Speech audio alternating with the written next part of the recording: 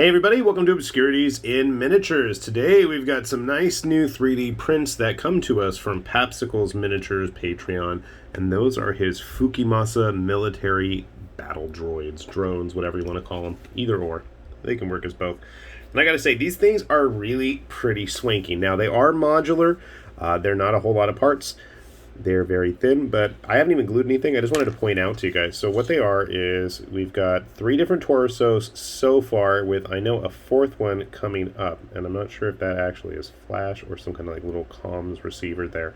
But you can see here, details are quite nice. I haven't done any extra cleanup yet. Haven't even bothered to prime them or anything. But they're nice looking anime-esque military robots.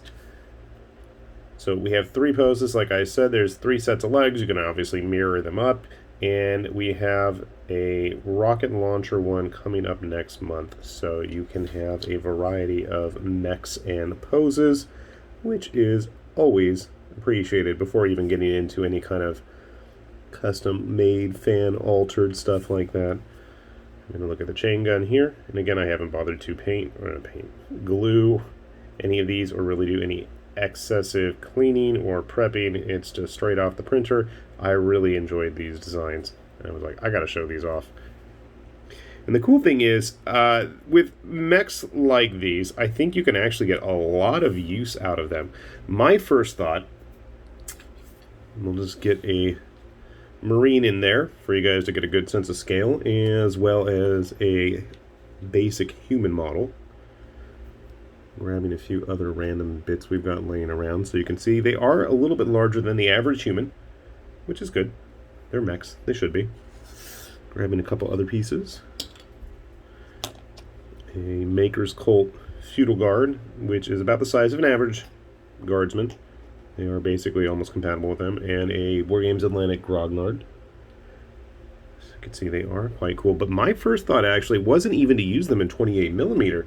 I thought these would make awesome manned machines, you know, like an individual pilot size 15mm mecha.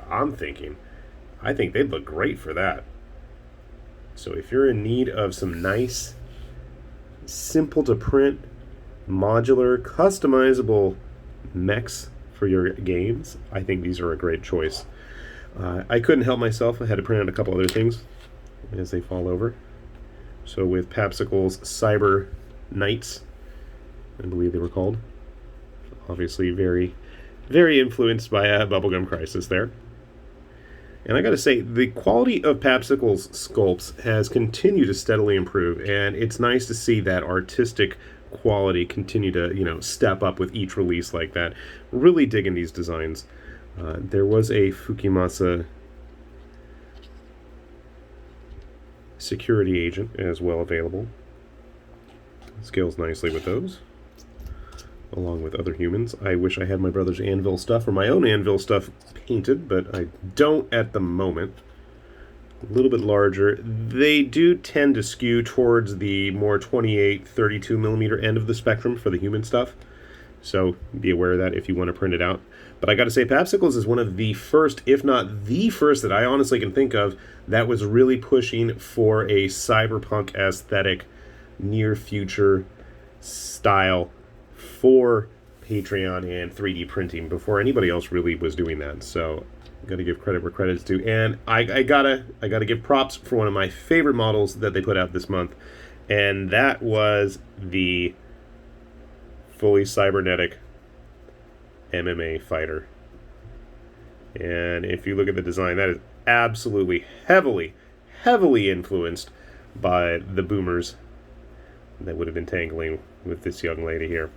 And he's big and bad.